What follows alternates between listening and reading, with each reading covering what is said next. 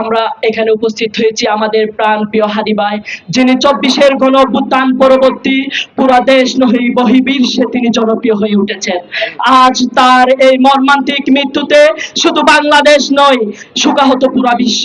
আপনারা জানেন আন্তারা, রয়টার্স থেকে শুরু করে CNN, APP, AFN থেকে শুরু করে দেশীয় বিদেশি সমস্ত মিডিয়ায় প্রচারিত হয়েছে আমাদের হাদি ভাইয়ের এই নিউজটি। হাদি ভাই শুধু আমাদের 24-এর গণঅভ্যুত্থানের নায়ক ছিলেন না, তিনি ছিলেন জনবান্ধব একজন নেতা, যে নেতা দেশের জন্য বলতে গিয়ে, দেশের জন্য লড়তে গিয়ে প্রাণ দিয়েছেন।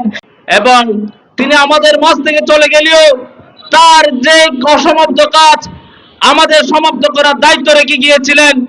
আজকের এই সমাবেশ থেকে আমাদের ওয়াদাবদ্ধ হতে হবে তার সে অসমাপ্ত কাজকে সমাপ্ত করার। আমরা যদি একজন নিজ নিজ জায়গা থেকে হাজির হতে না পারি তাহলে আমাদের আজকের এই আন্দোলন ব্যর্থ। আমাদের প্রত্যেককে রাজপথে মৃত্যুকে মেনে নিয়ে রাজপথে জীবন দেওয়ার জন্য প্রস্তুত থাকতে হবে। আমরা হুঁশিয়ার করতে চাই, ভারতের কোন আধিপত্যবাদ আর বাংলাদেশে চলতে দেওয়া হবে না। তারুণ্য জেগে থাকতে, এদেশের ছাত্র সমাজ জেগে থাকতে, এদেশের যুব সমাজ জেগে থাকতে, আর কোন ভারতের আধিপত্যবাদ বাংলাদেশে কায়েম হতে দেওয়া হবে না। আমরা ইন্টারিম সরকারকে আহ্বান করতে চাই, আপনারা আপনাদের দায়িত্ব চলাকালীন আমার শরীফ ওসমান ভাই হত্যা হয়েছে, আপনারা জুলাই যুদ্ধটাকে রক্ষা করতে আপনারা ব্যর্থ হয়েছেন, অথবা আপনারা বাংলাদেশকে রক্ষা করতে ব্যর্থ হয়েছেন। আপনারা ক্ষমতায় থাকার কোন নৈতিক অধিকার নাই। আমি স্বরাষ্ট্র উপদেষ্টাকে বলতে চাই, আপনি ক্যান্টনমেন্টে গিয়ে আলোত্যাগ করিয়েন না, বাংলাদেশের মানুষের নিরাপত্তা নিশ্চিত করুন। অন্যথায় আপনারা শহীদের রক্তের উপর দাঁড়িয়ে উপদেষ্টা হয়েছেন। সেই 1971-এর স্বাধীনতাকে আমরা রক্ষা করতে গিয়ে আমরা এখনো পর্যন্ত, আজ থেকে 54 বছর পার হয়ে গেছে, এখনো পর্যন্ত আমরা স্বাধীনতায় সার্বভৌমত্ব বুক করতে পারতেছি না। এদেরকে আপনারা ছিঁড়ে রাখুন। যারা হাদির জনসভায় আসতে পারে না, হাদির মিছিলে আসতে পারে না, তাদের ব্যাপারে আমাদের সন্দেহ রয়েছে।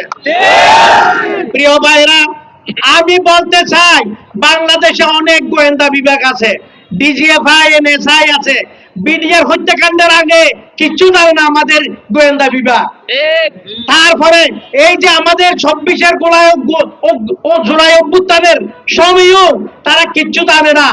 এরপরে আমার ভাই হাদিকে যখন হত্যা করে এবং তারা যে এই ভারতীয় আধিপত্য বিরোধীদের ররা এখানে নেট তৈরি করে আমাদের নির্দিষ্ট কিছু ব্যক্তি গুলি করতে চাচ্ছে, সে ব্যাপারে ওই বাংলাদেশ সরকারের গোয়েন্দাদের কোনো তথ্য নাই।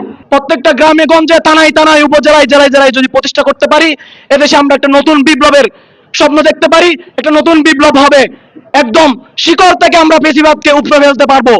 তাই সবাইকে অনুরোধ জানাবো, হাদি ভাইয়ের যে স্বপ্ন ভাঙাভাঙির কোনো স্বপ্ন না।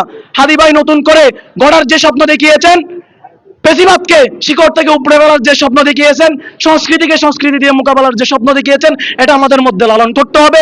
আমাদের কাছে নির্বাচন কমিশন এবং ইন্টারিমের কাছে প্রশ্ন, হাদি ভাইয়ের মতো একজন জনপ্রিয় এবং নির্দলীয় মানুষকে আপনারা যদি নিরাপত্তা দিতে না পারেন, তাহলে আগামীতে যারা নির্বাচনে প্রার্থী হবে তাদেরকে আপনারা কিভাবে নিরাপত্তা দিবেন?